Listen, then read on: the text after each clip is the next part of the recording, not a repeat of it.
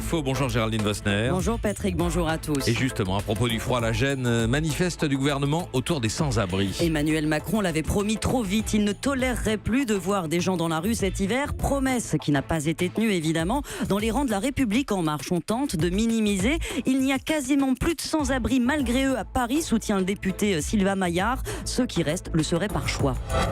Nous, le chiffre que l'on a, c'est 50 SDF par jour dorment malgré eux dehors dans le froid. Tous les autres, c'est leur choix de dormir dans la rue. L'immense majorité, c'est leur choix.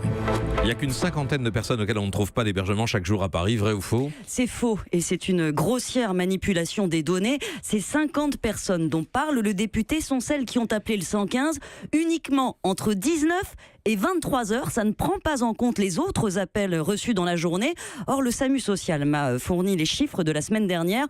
En moyenne, chaque jour, une centaine d'hommes seuls, 20 femmes et plus de 80 familles, donc avec des enfants, n'ont pas trouvé de solution. Elles ont dormi dehors, donc près de 300 personnes tous les jours, 6 fois plus que ce qu'avance le gouvernement. Et encore, on parle là des cas connus du 115, mais il y a tous les autres qui n'ont pas réussi à joindre le service saturé. 6000 appels reçus tous les jours. Or, les agents ne décrochent que 1300 fois. Ils sont une dizaine à répondre en ce moment. J'ai fait le test hier, 4 tentatives, 4 fois j'ai attendu 20 minutes pour rien.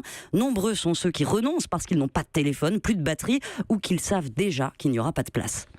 Sait-on combien de personnes dorment dehors en ce moment, Géraldine? Non, parce qu'on ne les a pas recensés depuis 2012. À l'époque, il y avait 143 000 sans-abri en France, selon l'INSEE. La semaine dernière, on a recensé 450 sans-abri uniquement dans le 10e arrondissement. Et le 15 février, une grande opération va se tenir à Paris pour compter tout le monde dans les parkings, les halls d'immeubles. Les associations estiment à au moins 3 000 le nombre de personnes qui dorment dehors dans la capitale. Et ce sera donc leur choix, selon Sylvain Maillard? Évidemment non. C'est vrai que certains SDF refusent l'hébergement, mais c'est une minorité. Il suffit de regarder le profil des gens qui appellent le 115 pour le voir. Un baromètre a été dressé en novembre dans 6 départements les plus tendus, Paris, le Nord, les Bouches-du-Rhône.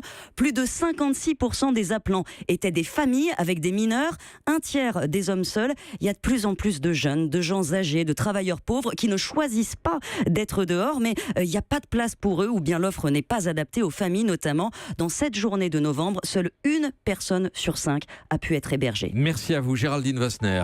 Europe 1.